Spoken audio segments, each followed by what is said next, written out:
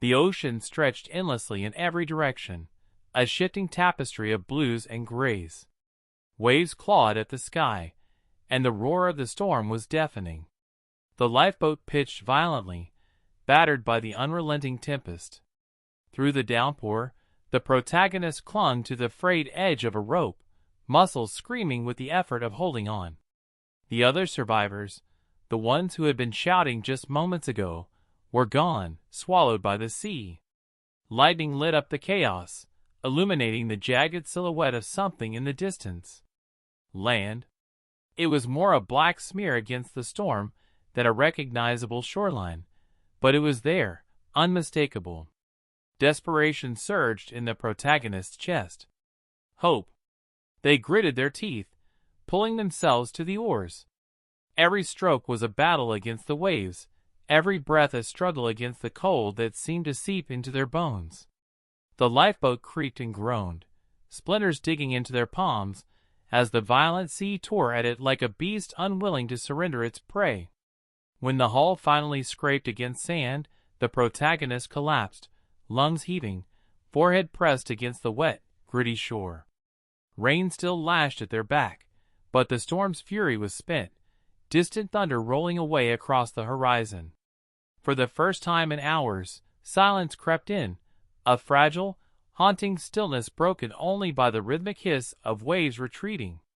Shivering, they forced themselves to their knees, then their feet, swaying unsteadily.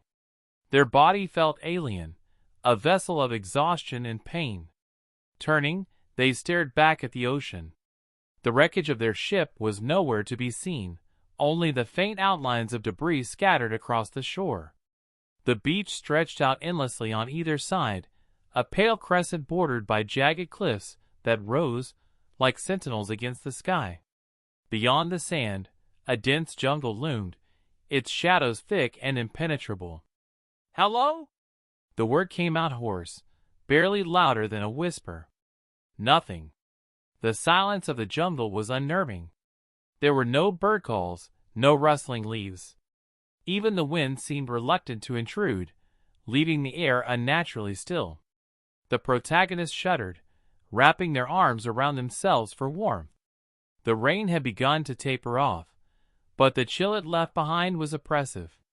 Turning away from the jungle, they began searching the beach.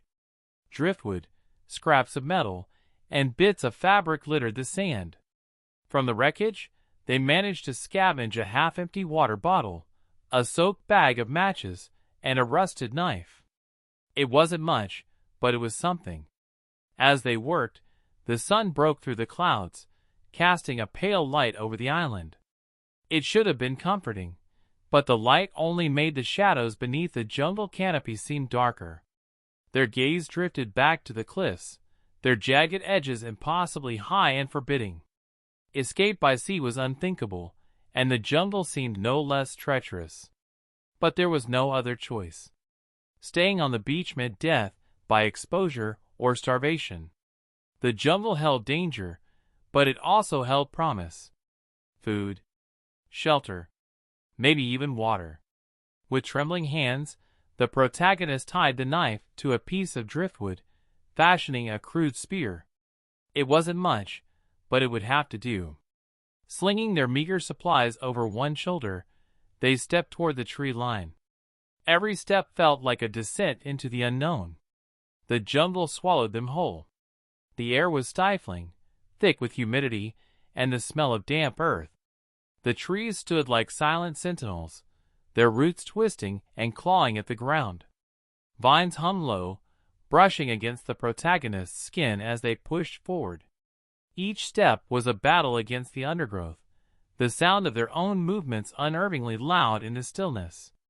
They stumbled across a stream, its water clear and cool. Dropping to their knees, they drank deeply, the icy liquid a balm for their parched throat. Relief washed over them, as the stream offered a reprieve from the oppressive heat. For the first time since the crash, their hearts stopped racing. The stream led them deeper into the jungle, a natural path winding between the towering trees.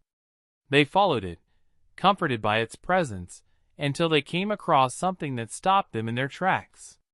A structure. At first, it seemed like part of the jungle, a cluster of rocks overgrown with moss and vines. But as they drew closer, the lines became too clean, the shapes too deliberate. A wall, weathered by time but unmistakably man-made, rose from the earth. Carvings covered its surface, intricate patterns and symbols that seemed to writhe under the dappled sunlight. The protagonists ran their fingers over the carvings, tracing their lines. They couldn't decipher the symbols, but they felt ancient, charged with meaning. A chill ran through them, a sensation that had nothing to do with the jungle's humidity. This place was old. Older than anything they could imagine. And someone, or something, had built it. They hesitated, heart pounding. Part of them wanted to turn back, to retreat to the relative safety of the beach. But the other part, the part that had survived the storm and clawed its way onto this island, urged them forward. Curiosity won out. They stepped through an archway, ducking beneath the vines that hung like curtains. Inside, the air was cooler, the sunlight muted by the dense canopy above. The space felt almost sacred, the silence deepened by the weight of history. At the center of the structure was an altar, its surface worn smooth by time. Atop it lay an object, partially obscured by leaves and debris. The protagonist approached cautiously, their breath shallow. Brushing the leaves aside, they revealed a small statue, no taller than a forearm. It was carved from black stone, its surface gleaming despite the dim light. The figure depicted was humanoid but distorted, its features elongated and twisted in ways that defied comprehension. The moment they touched it, a sharp pain shot through their palm. Jerking their hand back, they saw a thin cut across their skin, blood welling up. The statue's surface was unblemished, but it felt warm, as though it were alive. The jungle stirred. A low, guttural sound echoed through the trees, freezing the protagonist in place. It was unlike any animal they had ever heard. A deep, resonant growl that seemed to vibrate in their chest. The silence shattered as the jungle came alive. Branches rustled, leaves shook, and the air filled with a rising cacophony of noise. The sound was everywhere, all at once, closing in like a tide. Gripping their makeshift spear, the protagonists backed away from the altar. Their instincts screamed at them to run, but the moment they turned, something lunged from the shadows.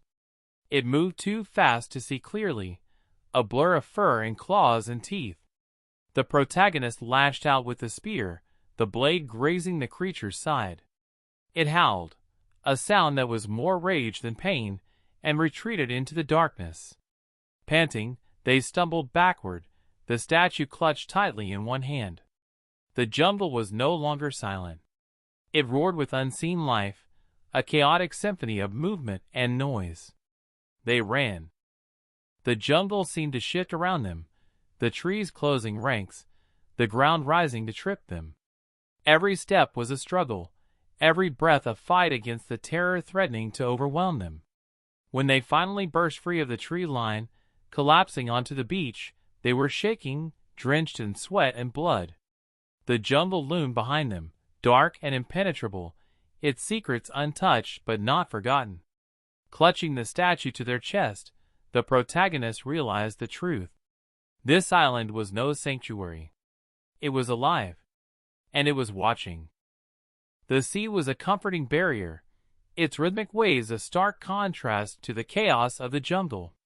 The protagonists sat on the beach, catching their breath.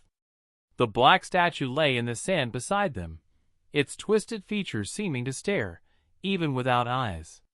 The cut on their palm throbbed, a slow, burning ache that refused to fade. They glanced toward the jungle, half expecting the creature to emerge from the shadows. But it didn't. The wall of trees stood silent once more, as if the island itself were biding its time. The statue, it had to mean something. Whatever was on this island, whatever had built that altar, had left this behind. But why? And why did the jungle react the way it had? The protagonists turned the statue over in their hands. Its surface was unnaturally smooth, the grooves of its twisted face polished to a dark sheen. It was heavier than it looked, almost unnervingly so, as though it carried the weight of something far greater than stone. Their stomach growled, interrupting their thoughts. Food. Survival instincts kicked in. Whatever mysteries the island held, they would mean nothing if hunger and exhaustion claimed them first. They turned toward the wreckage scattered along the shore. There had to be something edible among the debris. As they scavenged, their hands fell upon a plastic-wrapped package, a survival kit. Inside was a handful of protein bars, a flint for fire starting, and a small fishing line. Relief surged through them. "Thank God," they whispered, clutching the kit to their chest. By sunset, they cobbled together a small camp near the edge of the beach. A crude fire burned in a shallow pit, sending wisps of smoke curling into the air. The warmth was a comfort against the encroaching chill. For a brief moment, it almost felt safe. Then the noises began. At first, it was distant, a faint rustling in the jungle, barely audible over the crackle of the fire. The protagonist tensed, gripping the knife. But the sound didn't come closer, and after a few minutes, they convinced themselves it was just the wind. Until it wasn't. A low growl rumbled from the tree line, the same guttural noise that had chased them earlier. It was closer this time, more deliberate. Shadows shifted between the trunks, too large and too fluid to be a trick of the light. Heart pounding, they grabbed the statue and backed toward the fire. "What do you want?" they shouted, their voice cracking. The shadows didn't answer, but the growling stopped. The silence that followed was worse. And then, the mark appeared. Their hand burned, the pain sudden and searing. Gasping, they dropped the statue, clutching their wrist as a symbol began to etch itself into their skin. The lines glowed faintly, their pattern mirroring the carvings they'd seen on the altar. The jungle stirred again. Branches snapped as something massive moved toward the beach. The protagonist's breath caught. Whatever it wasn't hiding anymore. They didn't wait to see what emerged. Grabbing the knife and the survival kit, they turned and bolted down the shore, the statue abandoned in the sand. Their bare feet pounded against the ground, adrenaline drowning out the protests of their aching muscles. Behind them, the growls turned into a roar. It was following. The cliffs loomed ahead, a jagged wall of stone rising from the sand. Trapped? Desperation drove them forward, scanning for any way to climb or escape. There, a narrow crevice where the rock face split just enough to squeeze through. Without thinking, they darted into it, the rough stone scraping their arms and legs as they wedged themselves deeper into the gap. The roar grew louder, closer. They pressed their back against the rock, knife clutched tightly, every muscle trembling. Whatever was chasing them stopped just outside the crevice. They could hear it breathing, its rasping exhalations echoing in the confined space. Then it spoke. Not words, exactly, but something close. A low, guttural voice that rumbled like distant thunder, its meaning just out of reach. The sound made their skin crawl, the mark on their wrist burning hotter with every syllable. The creature didn't linger. After a moment, it let out a final snarl and retreated, its footsteps fading into the jungle. For what felt like hours, the protagonist stayed in the crevice, barely daring to breathe. When they finally emerged, the beach was empty. But the statue was gone. The next morning, the island felt different. The protagonist wandered the beach, searching for any sign of the statue or the creature that had taken it. The jungle remained quiet, its shadows undisturbed. The ocean, too, was calm, its waves lapping gently at the shore as if mocking the terror of the night before. The mark on their wrist hadn't faded.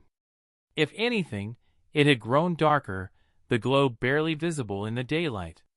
It felt heavier, like a chain dragging them down. Something was changing. They turned their gaze inland. The jungle secrets were calling again, its stillness a challenge.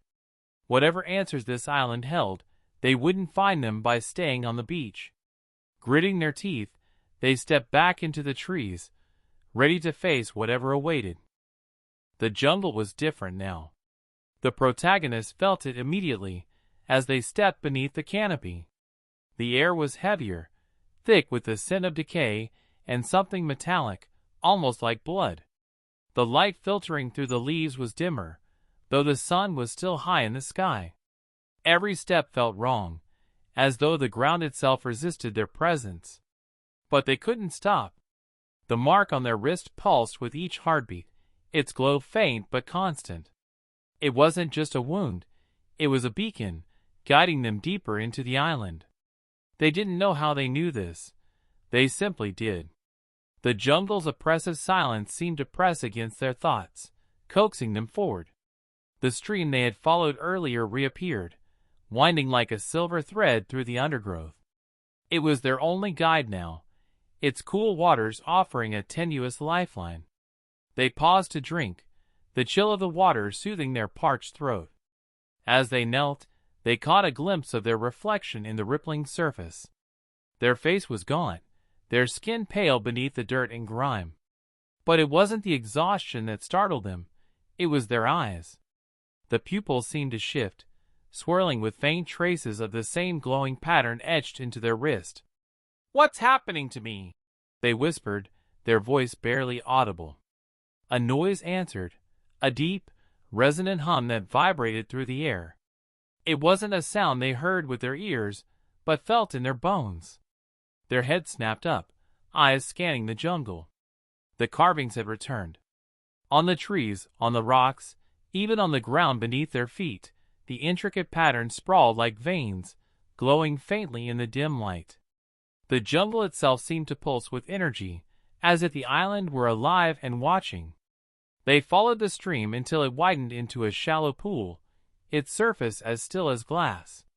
At the far edge of the pool stood a massive stone pillar, its surface covered in carvings far more elaborate than anything they'd seen before. The markings shifted, almost imperceptibly, as though the stone itself breathed. At the base of the pillar lay a figure. The protagonist froze, heart hammering. It was a man, or what was left of him. His clothes were tattered, his skin pale, and stretched tight over his bones. In his hand, he clutched a journal, the leather cover worn and cracked. They approached cautiously, every instinct screaming to turn back. The man didn't move, his empty eyes staring into the canopy above. Swallowing hard, the protagonist knelt and pried the journal from his grip. The moment their fingers touched it, a wave of nausea rolled over them. The mark on their wrist burned fiercely, and the carvings on the pillar flared brighter. Flipping open the journal, they skimmed the pages. The handwriting was frantic, the words scrawled as though the author had been writing in a panic. "The mark binds us. It chooses. The island isn't land, it's alive. A sentinel, a guardian, a predator. I don't know why it lets some live and others." The words trailed off into an illegible scribble. Further entries described strange rituals, sacrifices, and whispers in the dark. The journal's final pages were stained with something dark, the words smeared beyond recognition. A sudden rustling snapped their attention back to the jungle. The carvings on the pillar pulsed again, and the deep hum returned, louder this time. Something was coming. They ran. The jungle twisted around them, the carvings on the trees glowing brighter with every step. The hum grew louder, filling their ears, their head, their chest. It wasn't just a sound. It was a command, a call they couldn't ignore. The mark on their wrist burned hotter, and the jungle shifted. Trees seemed to close ranks, their roots tangling like claws, forcing the protagonist onto a narrow path. The path led to a clearing. In its center stood another structure, this one larger than the altar they'd found before. It was a temple, ancient and crumbling, its stones blackened with age. The carvings here were different, sharper, more menacing.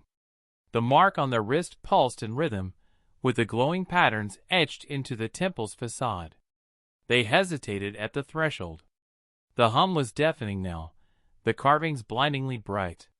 The temple exuded an overwhelming sense of dread, as though stepping inside would seal their fate. But something deeper, something primal, urged them forward. Inside, the air was cool and still. The walls were lined with carvings that seemed to twist and writhe, though the stone never moved. At the center of the chamber was a pedestal, and atop it lay something familiar. The statue. It rested there as if waiting, its twisted features gleaming in the dim light. The protagonist's heart sank. They knew instinctively that they couldn't leave it behind. As they approached, the carvings on the walls flared to life, casting the chamber in an eerie, flickering glow. The hum became a roar, drowning out every thought. When their fingers closed around the statue, the mark on their wrist exploded with pain. The world shifted. The jungle was gone. They stood on a vast, barren plain, the sky above them a swirling mass of red and black. The ground beneath their feet was cracked and lifeless, the air thick with the stench of decay. In the distance, a massive figure loomed.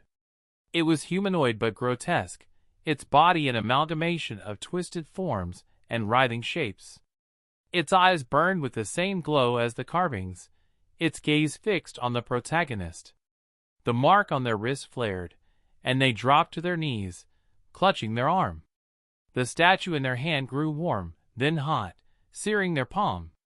The figure began to move, each step shaking the ground. And then it spoke. The voice was a chorus of whispers and screams, a language they couldn't understand but felt deep in their soul. The statue grew hotter, the pain unbearable. And just as the figure reached them, everything went dark. They woke on the beach, gasping for air. The jungle was still, the statue gone. But the mark remained. The sun hung low over the horizon, its light bathing the island in hues of crimson and gold. The protagonist sat on the beach, the weight of everything pressing down on them like a tidal wave.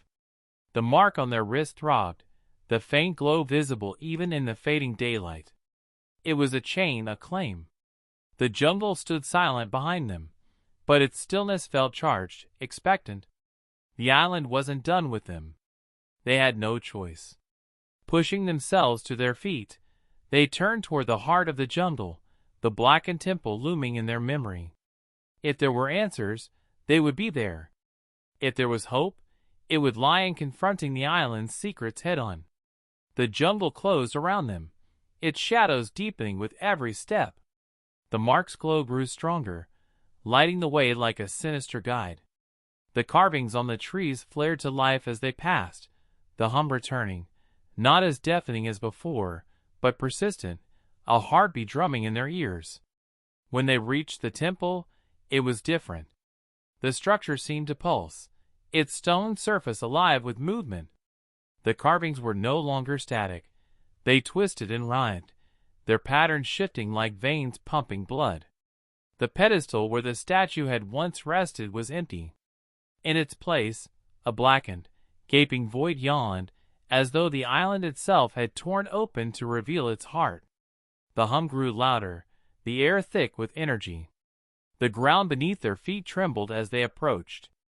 A voice whispered in their mind, soft but insistent. "Choose!" The descent into the void was like stepping into another world. The walls of the temple melted away, replaced by an endless expanse of darkness.